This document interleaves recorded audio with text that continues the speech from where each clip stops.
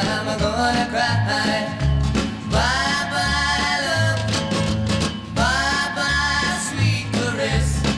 Hello emptiness, I feel like I could die.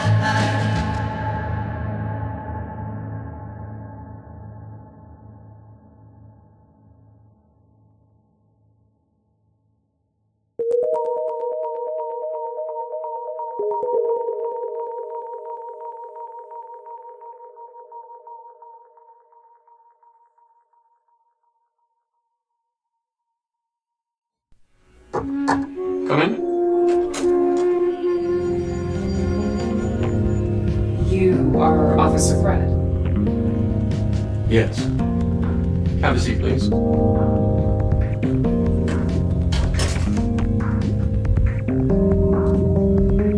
All right, Fred. We're going to administer several easy tests, and there will be no physical discomfort involved. If this is about the speech I gave. What this is about stems from a recent departmental survey showing that several undercover agents have been admitted to neural aphasia clinics during the last month. You're conscious of the high factor of addictiveness of substance D? Of course. Of course, these tests in no way pertain to the addictive properties of substance D, but to, well, let's start with the second test first. Within the apparently meaningless lines is an object that we would all recognize. You're to tell me what that object is and point to it in a total field. In many of those taking substance D, the split between the right hemisphere and the left hemisphere of the brain occurs, which results in a defect within both the percept and cognitive systems, although apparently the cognitive continues to function normally. Have you located the familiar object in this line drawing? It should just jump right out at you. See it. Cup. A soda pop bottle is correct. Was it in the speech I gave? Maybe it seemed I showed a little bilateral dysfunction there. I might have slipped up. I don't know. Slushed. Are you getting any cross chatter? Cross chatter between hemispheres. If there's damage to the left hemisphere where the linguistic skills are normally located, then sometimes the right hemisphere won't fill in to the best of its ability. I don't know. What do you see in this second picture?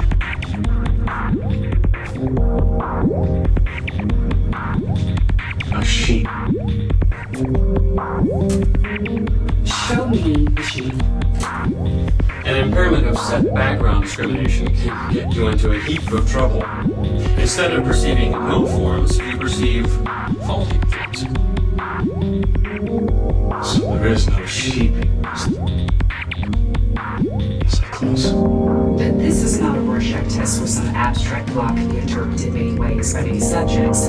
This has one specific object, and in this case, a dog. What's that mean that I saw a sheep instead? Who knows?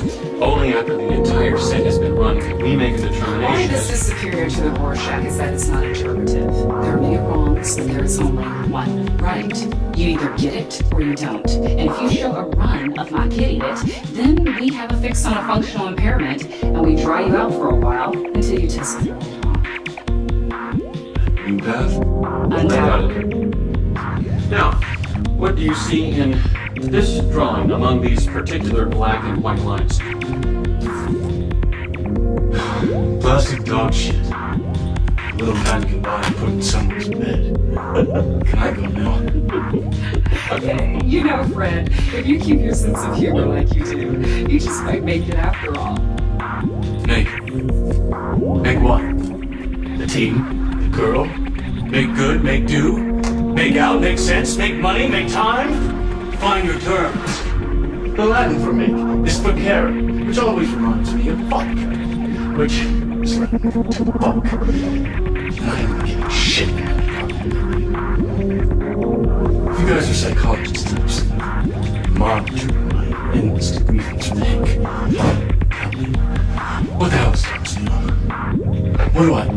I mean, how do you make it with that kind of sweet, unique, stubborn little chick?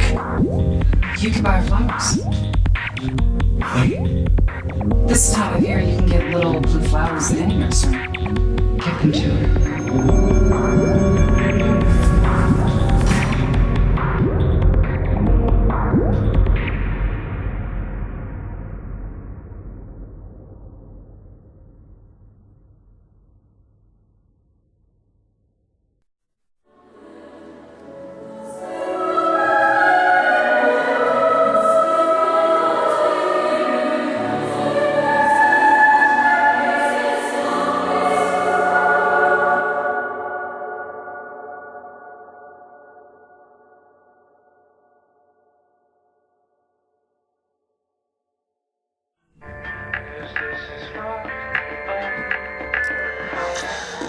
Charles Freck, becoming progressively more and more depressed by what was happening around him, decided finally to off himself.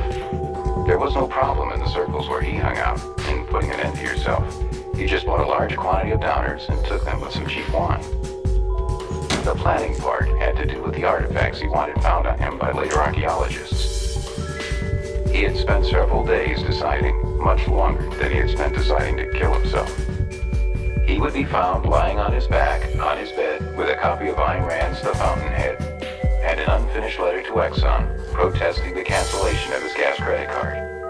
That way, he would indict the system and achieve something by his death, over and above what the death itself achieved. At the last moment, he changed his mind on a decisive issue and decided to drink the pills with a connoisseur wine instead of Ripple or Thunderbird.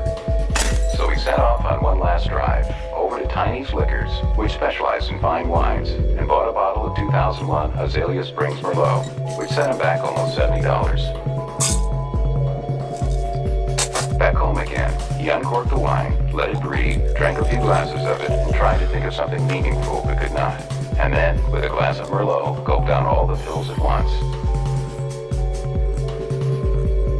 However, he had been burned. Instead of quietly suffocating, Charles Freck began to hallucinate. The next thing he knew, a creature from between dimensions was standing beside his bed, looking down at him disapprovingly. You here to read me my sins?